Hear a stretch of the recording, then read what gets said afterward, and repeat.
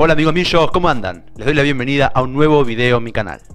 Hoy vamos a hablar un poco de lo que pasó el pasado jueves en San Pablo en el empate de River por Copa Libertadores, un gran punto que consiguió el equipo de Gallardo en el Morumbí. Vamos a estar conversando con Juan Patricio Balbi del diario La Nación. Vamos a hablar un poquito del partido y de lo que se viene este martes, mañana más precisamente, contra Binacional en Lima.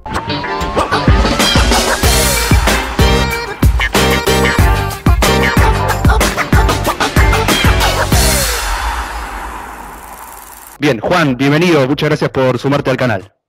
Bueno, Juan, gracias por invitarme y un placer estar acá. Bien, lo que vamos a hacer básicamente es hablar un poco del partido que se jugó ayer. Estamos grabando el viernes, este video va a salir entre el domingo y el lunes antes del partido con Binacional. Vamos a hablar de River San Pablo, el gran empate que consiguió el equipo de Gallardo en Brasil, para, bueno, ver qué puede llegar a pasar en Lima. River que tiene que ganar para poder validar este punto.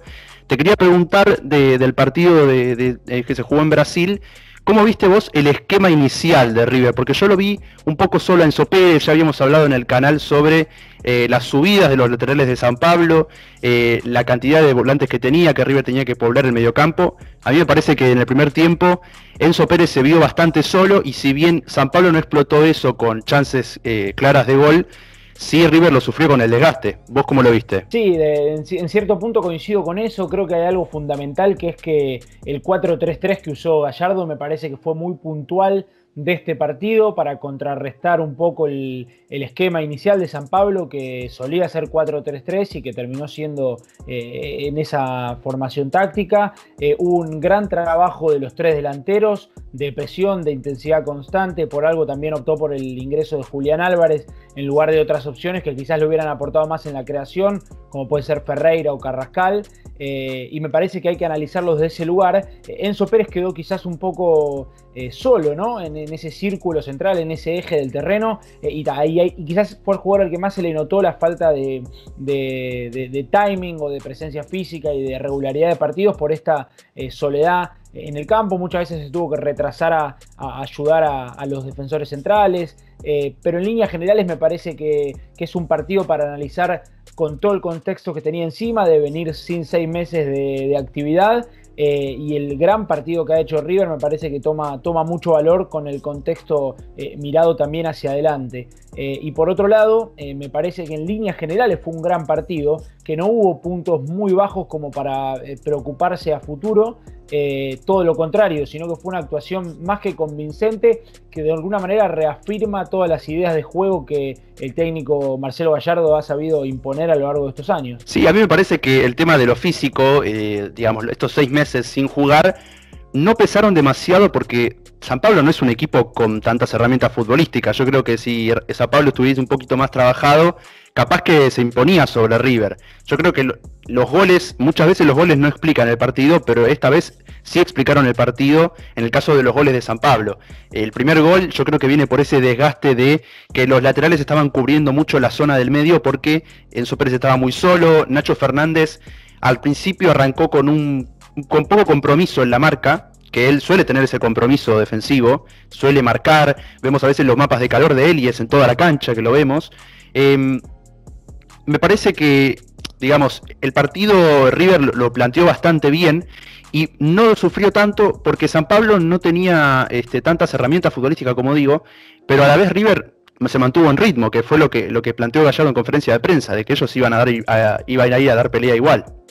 Yo creo que hay algo fundamental en lo que vos decís, que es esto de minimizar al rival, que es algo que Gallardo siempre utiliza, y por eso es tan difícil saber qué equipo va a plantear el muñeco en la previa de un partido frente a un rival de visitante. Más que nada de local uno sabe cómo River se va a parar y cómo va a salir a jugar un partido, pero normalmente de visitante suele tener estas sorpresas. Yo creo que nadie esperaba el 4-3-3, uno en la previa imaginaba el 4-1-3-2 habitual, o quizás la línea de 5 que venía utilizando en el principio del semestre, que bueno, después se cortó por la pandemia. Y me parece que acá hay algo fundamental, que es esto que marcás vos, de quizás que San Pablo no tuvo demasiadas variantes para hacerle un poco de generarle peligro a River. Me parece que eso también influyó mucho la disposición táctica y el gran compromiso físico y el esfuerzo que tuvieron los jugadores de River. Por otro lado, comparto en parte que quizás si tengo que buscar algún punto bajo dentro de un buen partido en líneas generales, creo que hubo una especie de deficiencia en la generación en 3/4 de cancha o en la mitad de campo con Nacho y con De la Cruz, ¿no? Que quizás fueron los puntos que no se lucieron, porque no sé si estuvieron bajos, pero no se lucieron y no pudieron demostrar esa chispa ofensiva que siempre tienen y de desequilibrio constante. Si te pones a pensar, ninguno de los dos goles tienen una participación fundamental de ellos, siendo Nacho Fernández, por ejemplo, el goleador de River en la Copa y uno de los máximos asistidores también del último tiempo. Por lo tanto, me parece que quizás ahí hay un punto de cara al partido del martes que seguramente el técnico tenga en cuenta de la generación, ¿no? Sí, por supuesto. Yo creo que el tema de Nacho y De la Cruz pasó que, a ver, yo creo que, ya lo dije varias veces en este canal, que River le falta un mediocampista. O sea, me parece que con los ajustes que hizo Gallardo antes de la pandemia y ahora, no basta para reemplazar a Ezequiel Palacios, que cumplía una función muy importante, que aportaba en lo ofensivo, pero que también marcaba mucho y podía robar la pelota. Esto me parece que River no lo logra reemplazar todavía.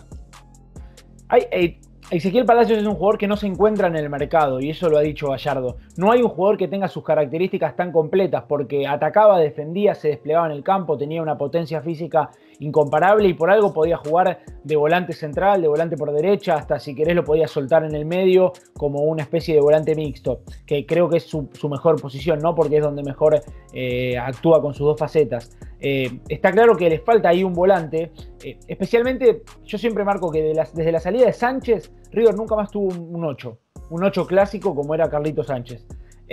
A partir de ahí Gallardo se reinventó con lo que pudo conseguir, ha jugado con enganche, ha jugado con dos volantes por afuera que se cerraban, como es ahora con De la Cruz y con Nacho, ha tenido diferentes variantes tácticas para suplir ese 8 que nunca volvió a conseguir, y me parece que acá está el punto de por qué decide finalmente jugar con 4-3-3, con Julián Álvarez más de delantero que de volante, porque uno en la previa creía que Álvarez iba a jugar algo así como lo que hizo frente a Flamengo cuando entró de 8, ante la ausencia de Mayada, que era una pieza que de recambio era fundamental. Quizás fue el último 8 que tuvo River, pero no jugaba siempre de eso, lo ha hecho también de 4. Por lo tanto, me parece que ahí hay un foco a mirar a futuro, especialmente como marcás vos al principio, teniendo en cuenta que Enzo Pérez marca casi solo en ese eje central del mediocampo, sin Palacios. Esto River lo había suplido muy bien al principio de año con los dos laterales jugando al lado del volante central, ¿no? Porque Casco y Montiel se cerraban a la hora de defender cuando había una pelota parada o algo y ayudaban a Enzo. Al volver a la línea de 4 atrás, me parece que ahí hay un punto a mirar hacia adelante y no creo que River utilice el 4-3-3 durante todos los partidos. Me parece que es una nueva variante más. River había jugado con 3 delanteros en noviembre pasado por última vez frente a Newell's en el partido que gana 3-2. No es algo habitual, a pesar de que usó muchos esquemas, más de 10 Gallardo en el ciclo, no es algo habitual la línea de 3 delanteros. Y me parece que es una variante más que le puede dar una solución a este problema de, se fue Quintero, se fue Palacios, queda un hueco, ¿quién lo reemplaza? Sí, hubo varias actuaciones sorprendentes para bien y para mal. Jugadores que esperábamos que jugaran bien y terminaron jugando un mal partido, y otros que esperábamos que no tuvieran un gran rendimiento por este parate y terminaron sorprendiendo. El caso y te traigo esto porque estamos hablando de delanteros, el caso de Matías Suárez fue sorprendente, se fue muy temprano en el segundo tiempo con un partido bastante pobre y lo reemplazó Carrascal, que empezó a cumplir una función más importante. Yo creo que más adelante Carrascal puede llegar a tener un rol clave en este nuevo River. Yo creo que Carrascal tiene algo fundamental, Juan, que es esa chispa, esos arranques de gambeta que en la primera pelota que tocó se quiso sacar a 3 tipos de encima, que no lo tiene otro jugador de River hoy, que quizás lo tenía Quintero, pero Carrascal también tiene una especie de preponderancia física superior, porque es más joven, porque su físico se lo permite, así que puede ser un material, una materia prima a explotar en este semestre para River. Y con respecto a Matías Suárez, me parece que en una línea de 3 delanteros se pierde un poco su juego. Él es un jugador más técnico, más de pivotear o de hacer paredes, de buscar esas conexiones en la zona céntrica del campo. Por lo tanto, me parece que cumplió un rol más secundario por el bien del equipo, se desgastó físicamente, presionó alto, algo que no suele hacer, Obviamente siempre es Borré el que se lleva el trabajo sucio de la delantera de River cuando son dos delanteros, pero en esta función de 3 se tuvo que adaptar. Me parece que hay que analizarlo desde ese lugar. El partido, quizás en su faceta ofensiva o de generación de juego, no fue su mejor partido. Así todo, le da el pase acá a Álvarez antes del 1-1 de Borré. Por lo tanto, me parece, Suárez me parece una clase de esos jugadores que quizás no se ve que están, no parece que estuvieran en constante juego con el equipo, pero tienen alguna chispa o algún arranque que te puede llegar a ganar un partido con una pelota filtrada, con una definición. Y me parece que en una línea de 3 delanteros puede ser que deje un poco de lado como su figura por el bien del equipo. Y me parece que quizás por eso fue reemplazado tan tempranamente en el partido. No es un jugador habituado al desgaste que tiene Rafael Borré, por ejemplo. Sí, tal cual. Y ya que hablamos del primer gol del 1-1, yo tengo una especie de esperanza en Fabricio Angeleri. Yo creo que ayer jugó bastante bien y lo traigo a colación porque él da el pase no se me acuerdo si es Julián Álvarez o Suárez, sí, en el primer gol. Álvarez se la da a Suárez. No, claro. Me parece que es Borré de cabeza, la baja Suárez. Y Borré la va a buscar. Y claro, y Borré entra solo por el medio. Sí, no sé qué te pareció la actuación de Angeleri. Yo lo vi muy bien e incluso tuvo más peso en ataque que Montiel, que venía bastante bien. Yo creo que Angeleri es un caso que, repito, hay que mirar el contexto. Es un jugador que no viene siendo titular, que juega después de 6 meses de parate, cuando entre enero y marzo no venía jugando con continuidad, por lo tanto tuvo que ir a jugar frente al Morumbí ante la ausencia de Casco, que bueno, se está recuperando del coronavirus. Por lo tanto, creo que su partido fue correcto por el contexto en el que jugaba. Después tiene detalles a pulir, como lo han tenido distintos jugadores del ciclo Gallardo que en sus primeros partidos no le encontraban la vuelta y con el tiempo terminaron demostrando que podían jugar. A diferencia de Casco, creo que Angeleri es un jugador un poco menos técnico. Desde ese punto de vista quizás es un jugador más físico, que tiene mucho despliegue porque va y viene todo el partido y parece no cansarse nunca. Y quizás debería... yo creo que esto va a ser a futuro, ¿no? El tema de pulir el engranaje colectivo. Muchas veces lo que sentía era que todavía no estaba totalmente afianzado el engranaje colectivo del equipo, algo que es normal. River tiene eso a favor, que me parece que a diferencia de otros equipos argentinos, mantiene una base, por lo tanto, incluir 1 o 2 jugadores nuevos o que no vienen con rodaje se hace más fácil, ¿no? Por lo tanto, me parece que es cuestión de que tenga partidos de rodaje y que vaya agarrando confianza. No me parece que haya tenido un partido malo frente a San Pablo, al contrario, fue correcto. Obviamente sale en la foto el segundo gol de San Pablo, pero es un error totalmente involuntario que no me parece para caerle a Fabricio. Sí creo que debe pulir, como te digo, quizás la terminación de las jugadas, que era algo que Montiel al principio también se le cuestionaba. Cómo tira los centros, qué decisiones toma en 3/4 de cancha, el retroceso, quizás dejar pagando al equipo, pero en líneas generales, además de participar del primer gol, como vos decías, me parece que cumplió por el contexto y la situación en la que River tenía que afrontar el partido. Sí, a mí me parece que, a ver, está cumpliendo en partidos en los que tiene que cumplir. Entró en la Recopa cuando Casco lamentablemente no pudo jugar en la vuelta y lo hizo bastante bien Angeleri. Ahora también frente a otro rival brasileño también cumple. Yo me parece que hay que darle tiempo, porque además es un jugador que, como ya dijimos varias veces en otros videos, cumple una función distinta a la que tiene Casco. Casco va por la banda, pero se centra más, es como que juega un poquito más en el mediocampo. Angeleri es como que usa todo el largo de la cancha. Es un gran carrilero. Exactamente. Para mí. O sea, puede jugar en la línea de 5 tranquilamente como carrilero o en la línea de 4 como 3.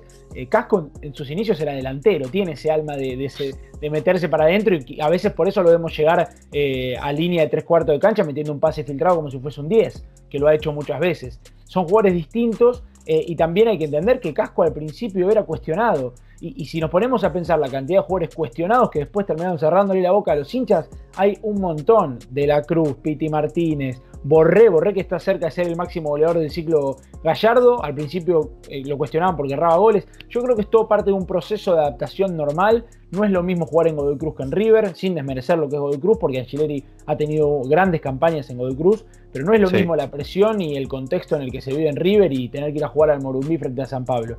Por lo tanto, creo que también es cuestión, como decís vos, de tiempo y de constancia.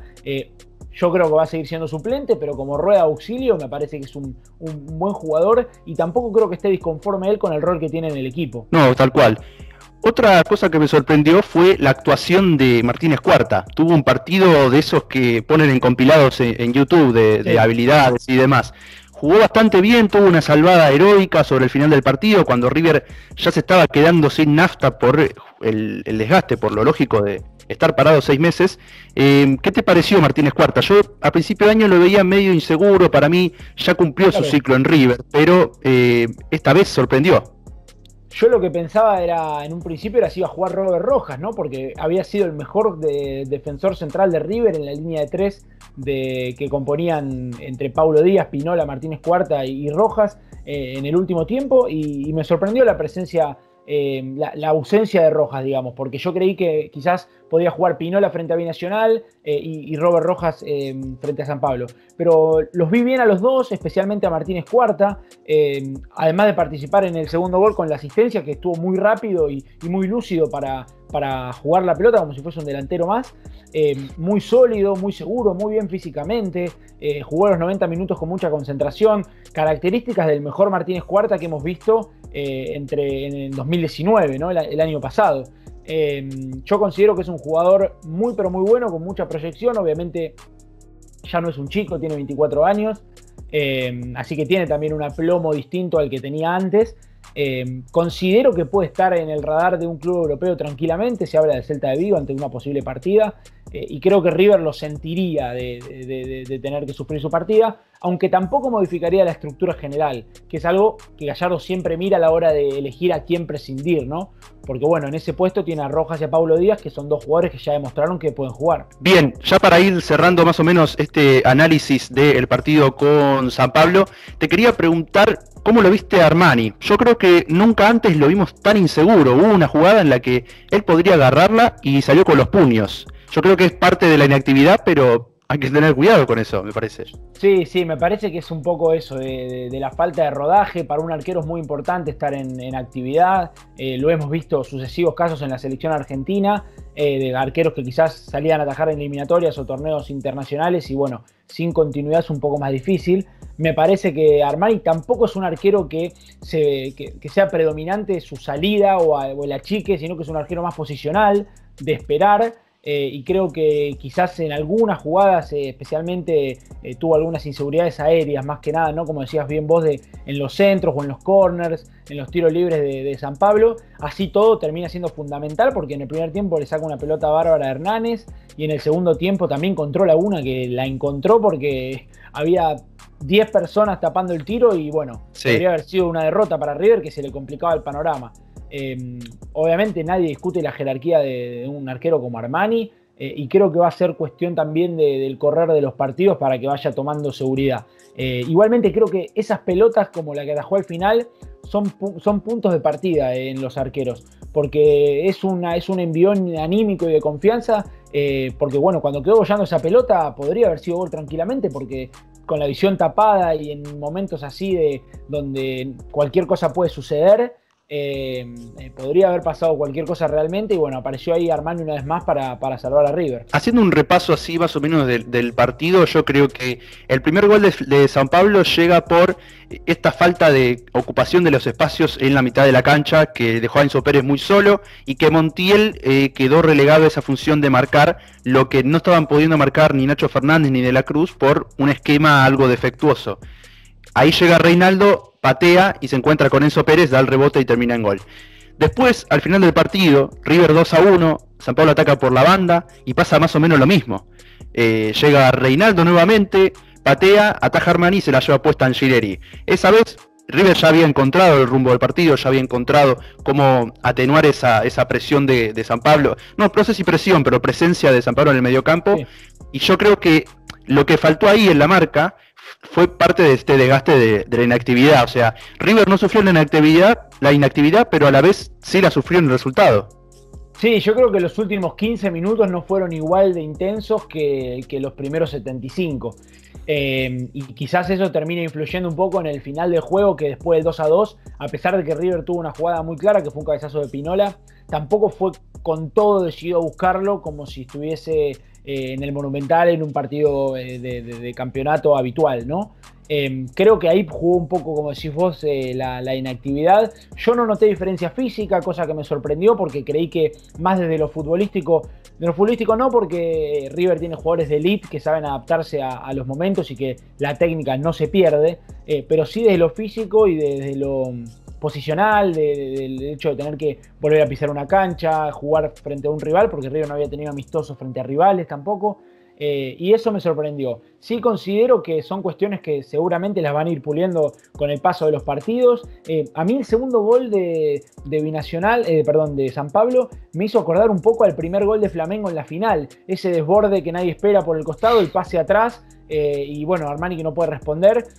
Me vino como el flash de ese gol, y siento que ese también es un déficit que River suele tener, ¿no? De los desbordes por afuera, quizás cuando se va tanto en ataque. Pero es normal con un equipo que ataca, Gallardo siempre lo dice. Nosotros asumimos riesgos y los corremos para poder ganar los partidos. Yo creo que River haciendo un gol en el minuto 81 frente a San Pablo para ganar 2-1 era un escenario que no creo que muchos se lo imaginaban antes del partido. Y ahí está una clave también de lo que representa este cuerpo técnico y este grupo de jugadores para River. Lo que antes era algo imposible, como era ir a jugar a Brasil frente al San Pablo, hoy se vuelve una realidad y River se impone condiciones frente a un rival de peso, quizás sin tantos nombres porque no es el San Pablo de otras épocas, pero sí con historia y un equipo de peso, y así todo va, da batalla, presenta y juega como marca la historia del club, ¿no? También hubo una jugada en la que llega el lateral derecho de San Pablo, Igor Vinicius, que increíblemente no patea y tira un centro y la termina sacando, creo que es la salvada de Martínez Cuarta, si no me equivoco. Cuarta, sí.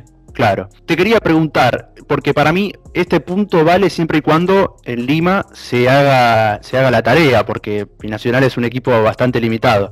Yo creo que es un buen punto el que se consiguió en Brasil, dado cómo se dio el partido. Si River no gana en Lima, se termina siendo un partido que se le escapó, una victoria que se le escapó, pero a primera vista parece un muy buen punto. Sí, obviamente va a depender de todo lo que pase el martes, ¿no? Frente a Binacional. A ver, a simple vista, como decís vos, el punto le sirve y creo que es algo que no estaba... o sea, era algo que se incluía entre los planes, porque ir a Brasil y tener que jugar el primer partido en el Morumbi, con todo lo que eso implica, bueno, demostrar que el equipo está casi intacto y que tiene todo para poder seguir adelante en la Copa. Obviamente siento que quedó esa sensación en el mundo River y se podría haber ganado el partido, y se nota y se percibe, pero al mismo tiempo también no fue un partido que River casi gana de carambola, al contrario, fue un partido que River mereció ganar. O sea, y frente a los merecimientos, creo que es de eso donde se tiene que agarrar River para ir a jugar el partido el martes. Viendo el equipo y teniendo la primera impresión del semestre, considero que River está en condiciones de ganar la Binacional tranquilamente en Lima. Tiene más equipo, nombre por nombre, tiene estructura. Binacional viene de cambiar el técnico. Solamente ganó 2 de los, creo que 7 partidos que jugó desde que reanudó su torneo en agosto. Perdió frente a Liga de Quito de local también, sin demostrar un juego excelso, por así decirlo. Por lo tanto, a ver, a partir de lo que pasó en marzo, que River le ganó 8-0 y pudo haber hecho más goles, y fue una diferencia de las más grandes que yo vi en mi vida en una cancha de fútbol, me parece que está todo dado para que River pueda imponerse en Lima, ganar el partido que tiene que ganar, porque era ese el partido que tiene que ganar, al no tener que ir a Juliaca, ¿no? A la altura. Y afianzarse en el grupo. Creo que tiene que revalidar ahora lo que logró en San Pablo, ¿está claro eso? Sí, yo no sé qué información tenés vos, que vos solés tener información de primera mano del club. Se habló de que puede llegar a repetir el 11 Gallardo. A mí me parece que el cambio Carrascal por Suárez, yo dije, este 11 puede entrar en Lima. Me parece que sería un buen 11, con Carrascal aportando en lo ofensivo para que Nacho y De la Cruz no tengan que tener tantas exigencias y tantos compromisos a la hora de defender, pero también de marcar. Carrascal podría darles un poco de oxígeno a ellos. No sé cómo los ves vos, no sé qué información tenés. Bien, a partir de lo que va a ser el fin de semana, ¿no? Porque los jugadores al volver tuvieron día libre. Por lo tanto, me parece que, a ver, es una cuestión de lo que siempre suele hacer el muñeco, ¿no? de ver cómo responde el equipo en el partido y a partir de ahí analizarlo a futuro. Yo creo que River respondió muy bien con la línea de 4, no creo que modifique eso en el fondo porque no sentí que River sufriera el partido, es más, al contrario, lo terminó dominando al San Pablo y considero que es un buen momento como para empezar a afianzarse nuevamente con un mismo esquema. No creo que sea algo que Gallardo no tenga en mente cambiar, porque suele ser un técnico que opta por diferentes variantes, quizás no estructurales, pero sí tácticas muy específicas para afrontar lo que va a ser un partido frente a otro rival, y tampoco me sorprendería que mantenga los 11 titulares. Sí me sorprendería de lo físico, porque realmente hay que ver cómo responden. Hubo muchos jugadores que terminaron cansados con calambres, terminaron entrando, terminó utilizando el banco, entró Poncio, entró Sosa, entró Carrascal, hubo modificaciones, especialmente para cuidar eso, y a mí lo que me sorprendió es que iban 70 y pico minutos y no hacía el segundo cambio, y decía, pero yo creí que iba a gastar todos los cambios a los 60, 65, y eso fue lo que más me sorprendió de River, de lo físico. Por lo tanto, si todos están bien, no sería una sorpresa que pueda repetir el 11 y jugar igual frente al Binacional, porque el rendimiento del equipo fue muy bueno. Le vino bien a River el fixture porque le jugó primero contra un rival que es Medida, que es San Pablo, y ahí va a poder hacer los ajustes necesarios, y ahora va a jugar contra un rival que no es Medida, digamos. Si este fuera un punto de partida para algo, Binacional no te da un parámetro de lo que tenés que hacer y lo que no tenés que hacer, porque es un rival bastante menor. Ahora yo digo esto y nos hacen 3, otra historia. Sí, pero eso pasa siempre. En los papeles, Binacional es un rival menor, no solamente por lo que representa en el fútbol sudamericano, sino por lo que vimos en el partido pasado frente a River. River le ganó 8-0, no hay que sacarlo de contexto eso. O sea, y la diferencia en la cancha fue abismal, y los propios jugadores de Binacional lo reconocieron. Nos pasaron por arriba, no había nada que hacerle. Se notaba desde lo físico, se notaba desde lo técnico, desde lo estructural. Binacional viene a cambiar su técnico, como te digo, no arrancó bien tampoco en la reanudación del torneo en Perú. Por lo tanto, la lógica indicaba que el partido difícil era el de San Pablo, y lo fue porque River no pudo ganar, terminó empatando, aunque jugó bien, y Binacional va a ser el rival a vencer. Yo creo que River está obligado a vencer el martes a Binacional, ya después de lo que fue el empate, para revalidar lo bueno que hizo en Brasil. Ya pasa a ser una obligación para el equipo de Gallardo ganar y acomodarse, porque si no va a estar dependiendo de lo que pase con Liga y San Pablo, y ya empezar a mirar de reojo los últimos 2 partidos como local, cosa que también le viene bien, ¿no? Porque va a tener que jugar frente a San Pablo y frente a Liga de local cerrando el grupo, y ahí puede tener una ventaja si llega a conseguir el triunfo en Perú. Bien, Juan, te agradezco mucho por sumarte al canal. Estás invitado obviamente siempre a venir a hacer cualquier colaboración. Bueno, y a los que están viendo, que lo sigan a Juan en redes sociales, lo pueden leer en el diario La Nación, también seguir en su canal de Twitch, hace transmisiones en directo bastante buenas, jugando juegos o hablando de fútbol, bastante copado, así que Juan, hay que divertirse.